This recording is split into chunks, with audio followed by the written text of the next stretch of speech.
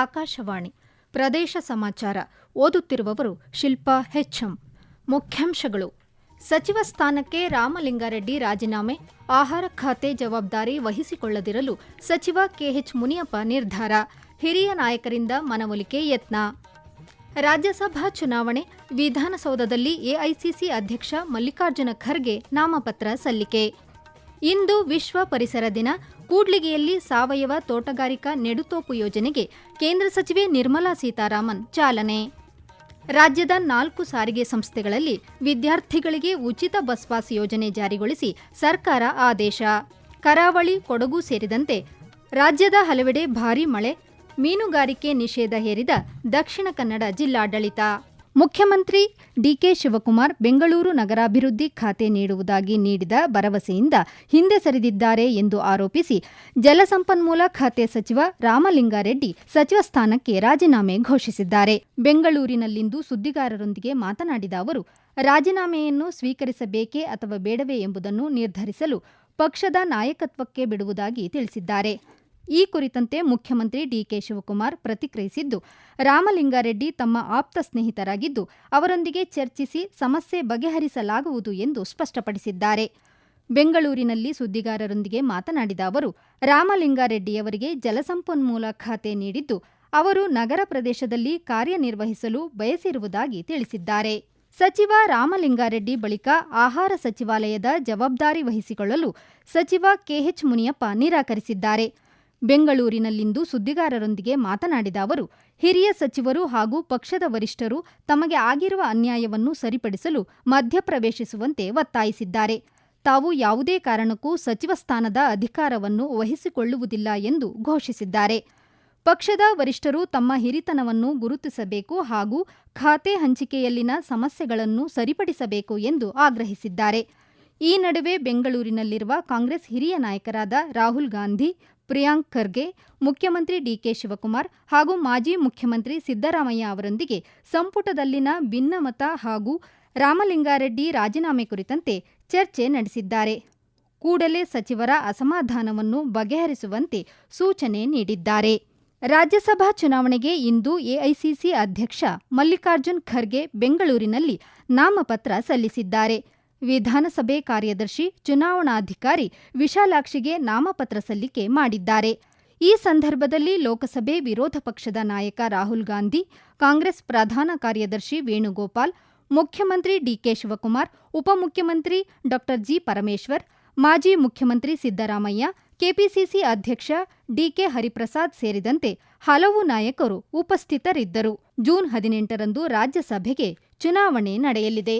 ಗ್ರಾಮೀಣ ಭಾಗದ ಜನರಿಗೆ ಶುದ್ಧ ಕುಡಿಯುವ ನೀರು ಪೂರೈಸುವುದು ತಮ್ಮ ಮೊದಲ ಆದ್ಯತೆಯಾಗಿದೆ ಎಂದು ಗ್ರಾಮೀಣಾಭಿವೃದ್ಧಿ ಮತ್ತು ಪಂಚಾಯತ್ ರಾಜ್ ಸಚಿವ ಈಶ್ವರ್ ಬಿ ಖಂಡ್ರೆ ತಿಳಿಸಿದ್ದಾರೆ.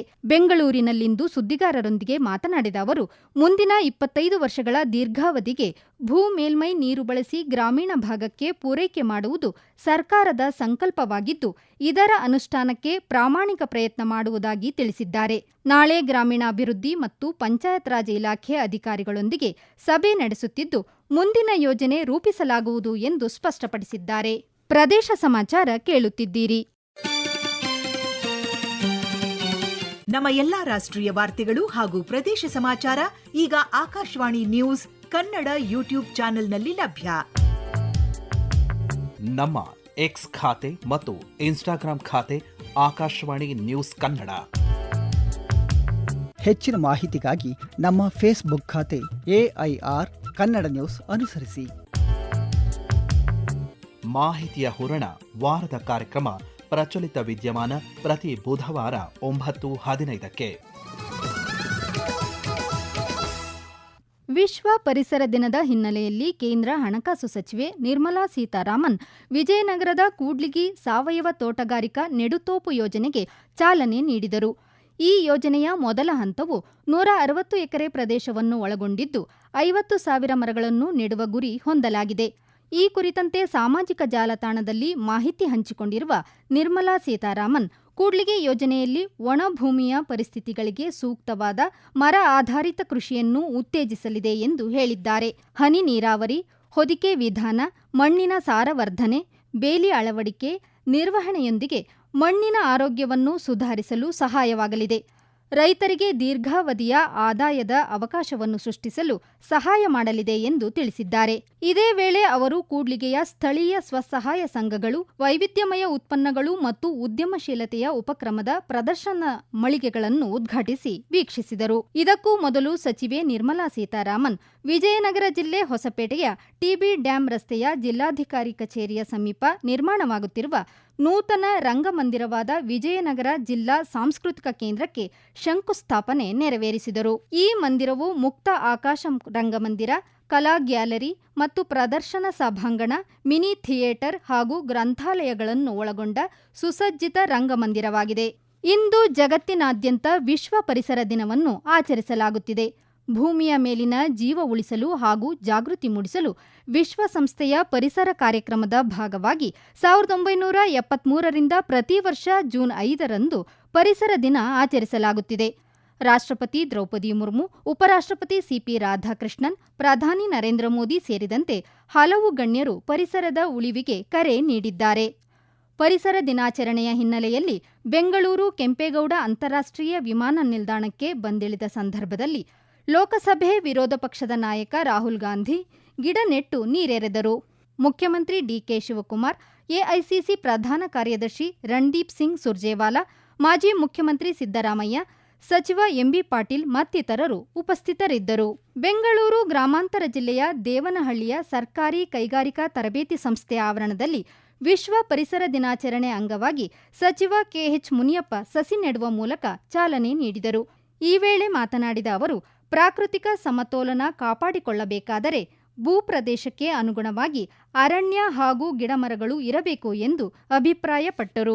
ವಿಶ್ವ ಪರಿಸರ ದಿನಾಚರಣೆ ಅಂಗವಾಗಿ ಬಾಗಲಕೋಟೆ ಪಟ್ಟಣ ಅಭಿವೃದ್ಧಿ ಪ್ರಾಧಿಕಾರ ಹಾಗೂ ಕೃಷ್ಣಾ ಭಾಗ್ಯ ಜಲ ನಿಗಮದ ಅರಣ್ಯ ವಿಭಾಗದ ಸಹಯೋಗದಲ್ಲಿ ಸಸಿ ನೆಡುವ ಕಾರ್ಯವನ್ನು ಆಯೋಜಿಸಲಾಯಿತು. ಕಾರ್ಯಕ್ರಮಕ್ಕೆ ಬಿಟಿಡಿಎ ಮುಖ್ಯ ಇಂಜಿನಿಯರ್ ಚಂದ್ರಹಾಸ ಬಂಡಿ ಸಸಿಗೆ ನೀರು ಹಾಕುವ ಮೂಲಕ ಚಾಲನೆ ನೀಡಿದರು. ವಿಶ್ವ ಪರಿಸರ ದಿನಾಚರಣೆ ಅಂಗವಾಗಿ ಪರಿಸರ ಸಂರಕ್ಷಣೆ ಮತ್ತು ಹಸಿರು ವಾತಾವರಣ ನಿರ್ಮಾಣದ ಉದ್ದೇಶದಿಂದ ದಾವಣಗೆರೆ ದಕ್ಷಿಣ ವಿಧಾನಸಭಾ ಕ್ಷೇತ್ರ ವ್ಯಾಪ್ತಿಯ ಸರ್ಕಾರಿ ಕಟ್ಟಡಗಳ ಆವರಣದಲ್ಲಿ ಸಸಿ ನೆಡುವ ಮೂಲಕ ಹಸಿರೀಕರಣಕ್ಕೆ ಮುಂದಾಗಿರುವುದಾಗಿ ದಾವಣಗೆರೆ ದಕ್ಷಿಣ ಕ್ಷೇತ್ರದ ಶಾಸಕ ಸಮರ್ಥ್ ಶಾಮನೂರು ತಿಳಿಸಿದ್ದಾರೆ. ಮುಖ್ಯಮಂತ್ರಿ ಡಿಕೆ ಶಿವಕುಮಾರ್ ಮೊದಲ ಸಚಿವ ಸಂಪುಟ ಸಭೆಯ ಬಳಿಕ ಘೋಷಿಸಿದ ಎಲ್ಲಾ ವಿದ್ಯಾರ್ಥಿಗಳಿಗೆ ಉಚಿತ ಬಸ್ ಪಾಸ್ ಯೋಜನೆಯನ್ನು ಜಾರಿಗೊಳಿಸಿ ಸರ್ಕಾರ ಇಂದು ಆದೇಶ ಹೊರಡಿಸಿದೆ. ರಾಜ್ಯದ ಶಾಲಾ ಕಾಲೇಜುಗಳಲ್ಲಿನ ಎಲ್ಲಾ ವಿದ್ಯಾರ್ಥಿಗಳಿಗೆ ಅನುಕೂಲಕ್ಕಾಗಿ ಉಚಿತ ಬಸ್ ಪಾಸ್ ಸೌಲಭ್ಯವನ್ನು ವಿಸ್ತರಿಸಲು ಸಚಿವ ಸಂಪುಟ ಸಭೆಯಲ್ಲಿ ನಿರ್ಧರಿಸಲಾಗಿತ್ತು. ರಾಜ್ಯದ 4 ಸಾರಿಗೆ ಸಂಸ್ಥೆಗಳಾದ ಕರ್ನಾಟಕ ರಾಜ್ಯ ರಸ್ತೆ ಸಾರಿಗೆ ನಿಗಮ, ಬೆಂಗಳೂರು ಮಹಾನಗರ ಸಾರಿಗೆ ಸಂಸ್ಥೆ, ವಾಯುವ್ಯ ರಸ್ತೆ ಸಾರಿಗೆ ಸಂಸ್ಥೆ ಮತ್ತು ಕಲ್ಯಾಣ ಕರ್ನಾಟಕ ಸಾರಿಗೆ ನಿಗಮಗಳ ಬಸ್ಗಳಲ್ಲಿ ಪ್ರಯಾಣಿಸುವ ರಾಜ್ಯದ ಶಾಲಾ ಕಾಲೇಜುಗಳಲ್ಲಿನ ಎಲ್ಲಾ ವಿದ್ಯಾರ್ಥಿಗಳು ಉಚಿತ ಬಸ್ ಪಾಸ್ ಸೌಲಭ್ಯವನ್ನು ಪಡೆಯಲಿದ್ದಾರೆ. ಕೇರಳಂಗೆ ಮುಂಗಾರು ಪ್ರವೇಶಿಸಿದ್ದು ರಾಜ್ಯದ ಹಲವೆಡೆ ಮಳೆಯಾಗುತ್ತಿದೆ. ಕರಾವಳಿ ಕರ್ನಾಟಕ, ಉತ್ತರ ಒಳನಾಡು ಸೇರಿದಂತೆ ಹಲವೆಡೆ ಇಂದು ಭಾರೀ ಮಳೆಯಾಗುವ ನಿರೀಕ್ಷೆಯಿದೆ ಎಂದು ಹವಾಮಾನ ಇಲಾಖೆ ಮುನ್ಸೂಚನೆ ನೀಡಿದೆ. ಕರಾವಳಿಗೆ ಮುಂಗಾರು ಆಗಮನವಾಗಿದ್ದು ಇಂದು ಮುಂಜಾನೆಯಿಂದಲೇ ಭಾರೀ ಮಳೆಯಾಗುತ್ತಿದೆ. ದಕ್ಷಿಣ ಕನ್ನಡ ಜಿಲ್ಲೆಯಲ್ಲಿಯೂ ಎಡೆಬಿಡದೆ ಮಳೆ ಸುರಿಯುತ್ತಿದೆ. ಸತತ ಮಳೆಯ ಪರಿಣಾಮವಾಗಿ ಮಂಗಳೂರಿನ ಪಂಪ್ವೆಲ್, ಜಪ್ಪಿನಮೊಗರು, ಕೊಟ್ಟಾರ ಸೇರಿದಂತೆ ಹಲವು ಪ್ರದೇಶಗಳಲ್ಲಿ ಜಲಾವೃತಗೊಂಡಿವೆ. ನಗರದ ರಸ್ತೆಗಳಲ್ಲಿ ಮಳೆ ನೀರು ತುಂಬಿದ್ದು ವಾಹನ ಸವಾರರು, ಪಾದಚಾರಿಗಳ ಸಂಚಾರ ದುಸ್ತರವಾಗಿದೆ. ಮಳೆಗಾಲ ಆರಂಭವಾಗಿರುವುದರಿಂದ 2 ತಿಂಗಳ ಕಾಲ ಮೀನುಗಾರಿಕೆಗೆ ನಿಷೇಧ ಹೇರಲಾಗಿದ್ದು, ಮೀನುಗಾರರು ನೀರಿಗಿಳಿಯದೆ ಮುನ್ನೆಚ್ಚರಿಕೆ ವಹಿಸುವಂತೆ ಜಿಲ್ಲಾಡಳಿತ ಸೂಚನೆ ನೀಡಿದೆ. ಮಡಿಕೇರಿ ಸೇರಿದಂತೆ ಕೊಡಗಿನ ಬಹುತೇಕ ಕಡೆ ಮಳೆಯಾಗುತ್ತಿದೆ. ಈ ವರ್ಷ 10 ದಿನ ತಡವಾಗಿ ಮುಂಗಾರು ಜಿಲ್ಲೆಗೆ ಪ್ರವೇಶಿಸಿದೆ. ಜಿಲ್ಲಾಡಳಿತ ಮುನ್ನೆಚ್ಚರಿಕಾ ಕ್ರಮವಾಗಿ ಸಕಲ ಸಿದ್ಧತೆ ಕೈಗೊಂಡಿದೆ. ಕೋಲಾರ ಜಿಲ್ಲೆಯ ವೇಮಗಲ್ ಹೋಬಳಿಯಾದ್ಯಂತ ಕಳೆದ ಹಲವು ದಿನಗಳಿಂದ ಉತ್ತಮ ಮಳೆಯಾಗುತ್ತಿದ್ದು, ರೈತರು ಮುಂಗಾರು ಬಿತ್ತನೆಗಾಗಿ ಭೂಮಿಯನ್ನು ಸಿದ್ಧಪಡಿಸುವ ಕಾಯಕದಲ್ಲಿ ನಿರತರಾಗಿದ್ದಾರೆ. ಈಗ ಕೊನೆಯಲ್ಲಿ ಮತ್ತೊಮ್ಮೆ ಮುಖ್ಯಾಂಶಗಳು. ಸಚಿವ ಸ್ಥಾನಕ್ಕೆ ರಾಮಲಿಂಗಾರೆಡ್ಡಿ ರಾಜೀನಾಮೆ, ಆಹಾರ ಖಾತೆ ಜವಾಬ್ದಾರಿ ವಹಿಸಿಕೊಳ್ಳದಿರಲು ಸಚಿವ ಕೆಎಚ್ ಮುನಿಯಪ್ಪ ನಿರ್ಧಾರ, ಹಿರಿಯ ನಾಯಕರಿಂದ ಮನವೊಲಿಕೆ ಯತ್ನ. ರಾಜ್ಯಸಭಾ ಚುನಾವಣೆ, ವಿಧಾನಸೌಧದಲ್ಲಿ ಎಐಸಿಸಿ ಅಧ್ಯಕ್ಷ ಮಲ್ಲಿಕಾರ್ಜುನ ಖರ್ಗೆ ನಾಮಪತ್ರ ಸಲ್ಲಿಕೆ. ಇಂದು ವಿಶ್ವ ಪರಿಸರ ದಿನ. ಕೂಡ್ಲಿಗಿಯಲ್ಲಿ ಸಾವಯವ ತೋಟಗಾರಿಕಾ ನೆಡುತೋಪು ಯೋಜನೆಗೆ ಕೇಂದ್ರ ಸಚಿವೆ ನಿರ್ಮಲಾ ಸೀತಾರಾಮನ್ ಚಾಲನೆ. ರಾಜ್ಯದ 4 ಸಾರಿಗೆ ಸಂಸ್ಥೆಗಳಲ್ಲಿ ವಿದ್ಯಾರ್ಥಿಗಳಿಗೆ ಉಚಿತ ಬಸ್ ಪಾಸ್ ಯೋಜನೆ ಜಾರಿಗೊಳಿಸಿ ಸರ್ಕಾರ ಆದೇಶ. ಕರಾವಳಿ, ಕೊಡಗು ಸೇರಿದಂತೆ ರಾಜ್ಯದ ಹಲವೆಡೆ ಭಾರೀ ಮಳೆ, ಮೀನುಗಾರಿಕೆಗೆ ನಿಷೇಧ ಹೇರಿದ ದಕ್ಷಿಣ ಕನ್ನಡ ಜಿಲ್ಲಾಡಳಿತ. ಇಲ್ಲಿಗೆ ಪ್ರದೇಶ ಸಮಾಚಾರ ಮುಗಿಯಿತು. ನಮ್ಮ ಮುಂದಿನ ವಾರ್ತಾ ಪ್ರಸಾರ ಸಂಜೆ 6:40 ನಿಮಿಷಕ್ಕೆ.